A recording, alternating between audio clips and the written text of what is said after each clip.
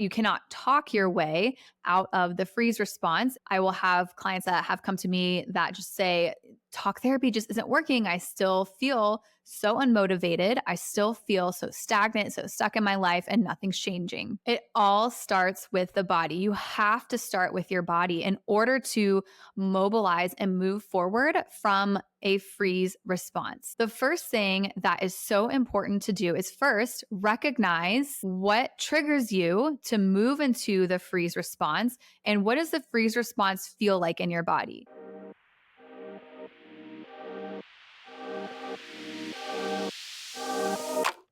Hi, my loves. Welcome to Body Wisdom, your podcast for all things related to nervous system regulation, feeling grounded in your body, and improving your relationships. I'm your host, Courtney Beyer, a holistic occupational therapist and yoga instructor based in Southern California. I am incredibly passionate about helping women connect to their mind, body, and soul to heal from trauma and truly thrive in their lives.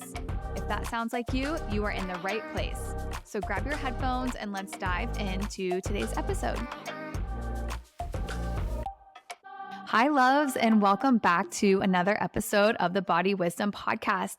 I'm so happy to have you here. And today's episode, I'm really excited to talk about. I actually get quite a lot of questions about this topic, and that is how to navigate and move out of the freeze response. One thing that I'm noticing that is happening is so many more people are starting to become aware and knowledgeable about the nervous system. They are discovering and learning that a lot of times when they feel unmotivated, stuck, stagnant, more symptoms associated with depression, that it's actually not quite depression, but it's actually their nervous system stuck in the freeze response. Or maybe when they get stressed out, their mode of dealing with stress is to shut down and go into that more freeze response. So I want to talk about this response pattern today because I think it's really important to understand not only what's happening in your brain and to understand how you got here, why maybe this freeze response is your body's method of dealing with stress, but how to move forward when you feel frozen and stuck. Because I know that so many of my clients have expressed to me that, they're feeling really down on themselves because they feel very unmotivated and they feel really stuck. And this is really difficult for them. They think about several years ago or even just last year when they felt a little bit more like themselves and they were so motivated and taking action felt really easy. And they felt as though they never had this issue of feeling really stuck and stagnant. And so now maybe they're finding themselves more in this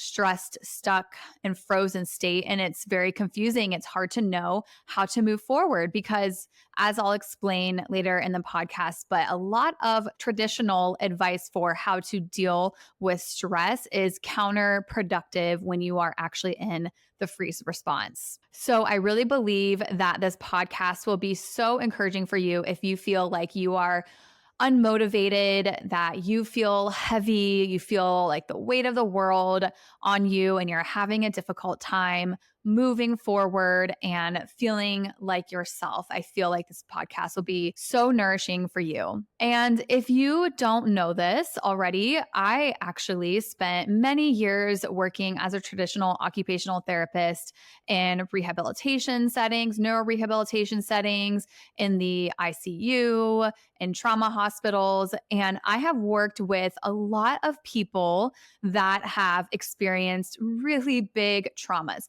really big accidents that are incredibly life-altering, or maybe they are facing a life-changing diagnosis that changes the way and has altered the way that they are showing up in their physical, emotional, mental, cognitive bodies. Something that I always found so interesting, and this was when I was first starting out as an OT in these trauma hospitals and worked with some really intense cases of people that got into major accidents. They were hooked up to so many different tubes, everything. I noticed that often when I would go into the room and introduce myself to the patient oftentimes their family as well, I would let them know what the plan was, which was often, let's get out of bed and see how you do with standing up and doing some things for yourself. This every time triggers a very stressed out reaction. And I noticed that a lot of these people, a lot of my patients would go completely frozen out of fear because asking them to move when they had maybe a cast or fractures or just went through a surgery that stabilized their life, they were frozen out of fear that I was going to get them up and get them moving. I found that once we got to this place of being able to move, even if that just meant rolling to the edge of the bed and sitting up at the edge of the bed, I noticed that once they started moving, they were able to start talking more and they were able to process some of the trauma of the accident they were in. I have had so many people, once we started to move in their OT session with me, they would start processing their emotional experience about the accident and they would talk about what happened, all of the details. And this would happen without me necessarily even asking. It was just an automatic response that once they started moving their bodies and got into their bodies, they were able to process some of their trauma. They were not in that state of frozen, shock, numbed state. And I always found that so interesting. And it gave me so much more awareness about how to help people move through this freeze response. And I want to talk more about how to realistically take actionable steps when you find yourself in this frozen state of being. But first, it's important to talk a little bit about what is going on in your brain and how did you get here in the first place. So let's talk a little bit about your brain in the freeze response. So when you experience a stressful moment, and this stressful moment can be anything. It can be a big traumatic accident, like what I just talked about, or it can be something like getting a negative comment on your Instagram. It can be getting an email from your boss that says they would like to schedule a meeting with you and you have no idea what that meeting is about. It can be you witnessed an accident out in the community. It can be anything. It doesn't necessarily have to be something really big. It can even be the sound of your phone and you heard that you got a text message. When you experience this stressful moment, the oldest part of your brain takes over and the higher part of your brain shuts down. So that's what happens in a freeze response. And often the reason why this happens is because over time, your body has experienced chronic stress. And you might have experienced some sort of really big traumatic event in your life. And now, after years of feeling this chronic stress in your body starts to shut down and dissociate from your body because your body can't really handle the stress anymore. So it goes into this survival shutdown state. And this can be helpful. This is a survival strategy. For example, we'll talk about, again, my patients in the hospital when they went through a big accident and broke several bones in their bodies, their body was protecting them from the trauma by dissociating and numbing from their body so they wouldn't have to remember this traumatic experience, and also so that they could get through all of the pain and be able to navigate that big trauma. So it is a very important survival strategy in our brain. Your old brain was developed when you were an infant, and this includes your reptilian brain. And your old brain is in control of your breathing, eating, sleeping, going to the bathroom, all of these necessary things to stay alive. And it also includes the limbic system. And the limbic system is in control of your emotions. It monitors your environment constantly for cues of danger. Both of these structures together is your emotional brain. Now, your higher brain develops a little bit later in life, and that includes also your prefrontal cortex, your frontal lobe, which actually doesn't fully develop until you're at the age of 26. But your higher brain is your conscious mind. It's the part of your brain that you use for executive functioning skills, like controlling your emotions, doing things like being able to zoom out and seeing the bigger picture in life. It's the part of your brain that you use for rationalizing. It's the part of your brain that you use for planning, organizing, higher level thinking tasks. So that part of your brain totally shuts off. And the part of your brain that takes over is the survival brain. So, again, the reason why your older brain takes over is because you might have experienced a lot of stress over time. And so your body starts to shut down. And this is a survival strategy to protect you from potential threats. For example, let's say you're with your husband and he says something to you that's very triggering and it makes you just totally shut down, where you kind of feel numb, limp in your body, and you're unable to respond because the part of your brain that you need to communicate, it turns off. So you're unable to communicate. And a lot of times I've noticed that people might have a lot of judgment towards themselves. Like, why couldn't I just say this? Like, it would have gone so much better. Instead, I just went numb. So it's important to have a lot of grace and compassion for yourself, because this is happening in your brain because of maybe long-term stress, or maybe something that happened to you when you were a child, and the part of your brain that is constantly scanning your environment for cues of safety or cues of danger picked up on a threat. And what happened in your brain is just something that you can't really control, but you can learn how to manage it. And we all have a different perception of what that means. Trauma and life experiences alter what our bodies perceive as safe and unsafe. So this will look different for every person. This is why public speaking is terrifying for somebody. And while it might not be that bad for somebody else, or somebody else might even enjoy it, this is also why getting on an airplane or getting on a roller coaster is terrifying for somebody, and somebody else might really enjoy it. So we are all so unique and different. And it's always important to remember that there is no exact definition of what trauma means. And it is so different to everybody because we all have an incredibly unique life experience.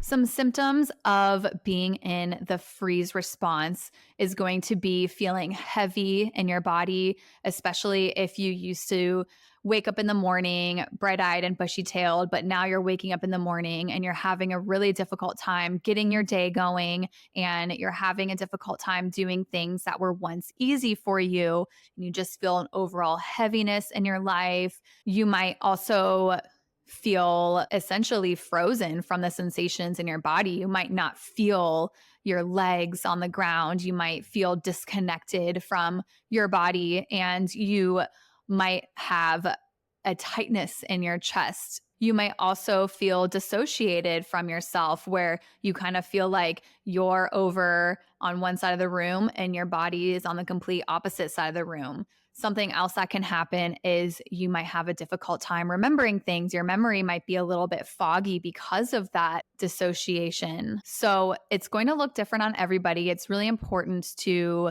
work with a skilled provider that can help you recognize what this frozen response looks like. In my patients that I work with, a lot of times they might be telling me a really traumatic story and their face is totally just frozen. For example, they might say something like, I'm so angry at this person. What they did is so horrible.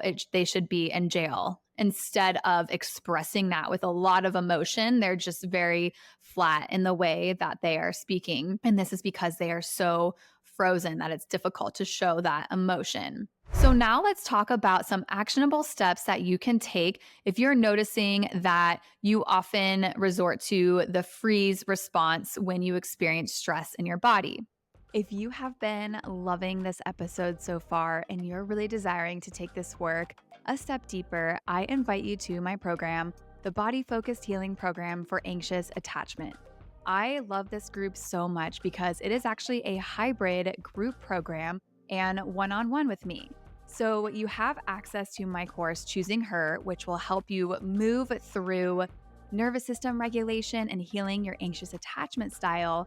And you also get a one-on-one session with me where you get to create a custom nervous system healing map, which is so helpful and is something that all of my one-on-one clients use truly in every aspect of their lives. I definitely recommend hopping in this program if this episode is really resonating with you.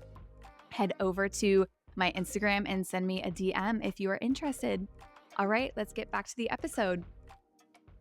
Here's the thing. You cannot think your way out of the freeze response. You cannot talk your way out of it. You can't think your way out of it. This is why I never recommend meditating to people that are stuck in that frozen response. And there's a lot that goes into that, but one of the biggest thing is that meditating keeps your body immobile, and the idea is, to relax, get in your body. And that is not going to be helpful if you are mostly operating in the freeze response. That's a great option for if you are constantly in the more fight flight response where you're very reactive and you're mobilized and you just want to run. Meditating is a great option, but in the freeze response, it's just going to keep you even more numb. When you are in the freeze response, you're unable to clearly connect with your thoughts.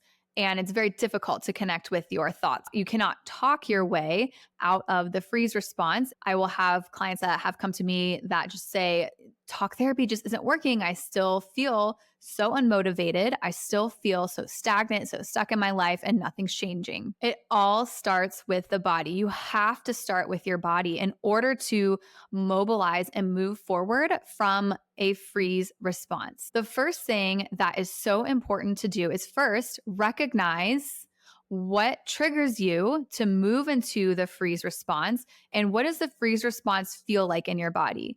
What I work with my clients is we work on identifying, first of all, what triggers them into the freeze response specifically, and then what specific things are happening in their body that they can recognize, oh, okay, I'm starting to dissociate. I'm starting this dorsal vagal shutdown mode, which is the freeze response, because you are able to kind of catch yourself and notice when you are in that frozen state. And then you can do the things that specifically help your unique nervous system guide yourself to a place of feeling okay. So it all begins with being an expert scanner at your nervous system state. And once you start to recognize what exactly is triggering you into this frozen shutdown state, you can healthfully avoid some of those triggers for the time being and be able to help yourself move forward so that you're not constantly putting yourself in that frozen shutdown state. The next thing that is so helpful in moving forward from the freeze response is inviting small movements into your routine. This is why, going back to the beginning of this podcast, when I talked about my patients in the hospital that experienced really big trauma, and then they were able to process so much of their pain and emotions after they started to move their bodies, is because small movements help you get into your body and connect with your body. And for my patients in the hospital, this looked like getting out of bed. But for somebody that did not go through a physically traumatic event, and for them, it's going to look like maybe even taking a big full body stretch. Maybe it's going to be doing some really gentle somatic exercises, some gentle stretching. Maybe it looks like even starting with your voice and making some sound like humming, singing, talking to yourself, anything that starts to get your body moving. And this can also look going on a walk, going on a run, exercising. This all helps you to not feel so stuck and unmotivated, because what's going to make everything so much worse is by not moving your body and by kind of staying in it and allowing yourself to stay in this kind of stuck state. Start with something small. You can even invite some shaking. If you're watching this on YouTube, you can see me shaking my arms, squeezing your legs, squeezing your thighs. That's an amazing one because that helps you connect to the lower half of your body, which is your sense of safety. That's going to be your grounding in your body. It can look like tapping your chest, tapping your arms, squeezing your arms, tapping on your face, on your jaw, your forehead, the top of your head, the back of your head. Sometimes your body will just invite you to do some sort of movement and you're kind of thinking, oh, that's weird, but nothing is weird. Maybe you just want to take a big stretch, open your arms out wide, and then give yourself a really big hug. It can look like any kind of movement. And exercise, again, is so important. Lifting weights, that gives the body some really good feedback, proprioception in your joints. Find anything that you enjoy doing. If you love being around nature, then go for a hike. If you like being around horses, maybe sign up for horseback riding lessons. Anything that keeps your body moving will help you process your trauma, process your emotions. It all starts with the body. And the third thing that can be so helpful to help your body move out of this frozen, dissociated state is to think about something that brings you a feeling of safety. So, just as thinking about something stressful or a stressful moment can trigger you into that shutdown collapse mode, thinking about something that brings you joy can bring you to a sense of feeling safe and can invite that feeling of safety in your body. These are also called glimmers. So, what I love to do with my clients is sometimes we will do a full body scan and we will scan for areas of the body that feel good, even if it's just a little good. It can be like one cell in your body that feels okay. It doesn't have to feel great, but it can feel okay. So maybe you feel this little flicker in your left hip and it feels good, or maybe you feel something in your stomach or your heart and it doesn't feel so bad. And I want you to focus on that area of your body and watch it expand. You can also look for things in your environment, such as a plant in your room, or maybe you're looking out the window, you see the sun, or even if you look at something in your home that brings you that level of safety in your body, and think about something that brings you to feeling okay in your body. That can help you feel safe and it can help you start to mobilize and move out of that frozen stuck. It just takes one little somatic practice where you move your body and not even a specific way, but you're squeezing your thighs, you're getting up and going, and that can change your whole day. So it's really important to be able to be an investigator in your body and recognize if, let's say, you're sitting on the couch and you're feeling just really unmotivated. Start to question, am I unmotivated or am I just avoiding something that is, I know I need to do and I'm really stressed out about it. So I want to just freeze and not work towards it because it's stressing me out. So there's kind of two ways of looking at it. You don't want to shame yourself and think, oh, I'm just such an unmotivated, unproductive person. That's not the case. The reality is you are feeling stressed about something or something happened that stressed you out and you're frozen and having a difficult time moving forward. And it's important to know how to best support your body so that you can function at your best in life. You can feel more ease in your body. You can feel good in your relationships and you can feel like you have more autonomy over your body rather than your body just kind of taking over and determining whether or not you're going to feel stuck and stagnant today. And knowing that you can fully shift how you feel in your body. And then that is going to change how you show up in your life and the thoughts that you have about yourself, your life, the world, others, and your life. It's so important to learn how to best support your body because we are constantly flowing in and out of all three of these nervous system states: the shutdown state, the fight flight response, and the safe and social state. And if you do have some questions about what the heck are you just talking about, listen to episode 6. I'll link it in the show notes. It is Nervous System Regulation 101. It's a great place to begin if you're curious about what all of this means and where to start and how to bring some of this into your daily life. So, again, I want you to drop all of the judgment and shame that you have over thinking that you are stagnant, stuck, unmotivated, lazy. You are most likely just stuck in a freeze shutdown state after dealing with so much stress in your life. And it's so important to understand that this is your brain surviving. Your brain was developed all since you were in your mother's womb to you now as the fully integrated adult. And your brain is going to prioritize your safety over everything else. So if you are experiencing something that your brain is alerting you, this is not safe, it's going to go into this frozen state of being.